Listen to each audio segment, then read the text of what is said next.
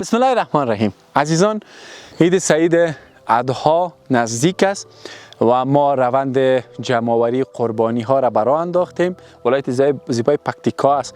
ما از جاهای مختلف نرخ میگیریم بابت قربانی هایی که شما میخواین از طریق ما کنین، گوسفند، بز و یا یک گاو، حتی به صورت انفرادی گاو و یا به صورت شریکی میتونین ان شاء الله سهم بگیرین در این پروژه و ما در کمال امانتداری این رسالت انجام میدیم. البته این خورترکان را نمیکنیم بخاطر که قربانی نمیکنیم، بخاطر که قربانی بر از این مرتب نمیشه حکمش.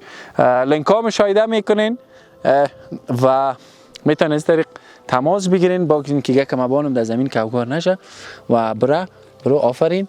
ما در کمال امانتداری ان شاء الله این رسالت و وظیفه را انجام میدیم. یک دوست داشتنی است که حالا یک کتیما عادت کرده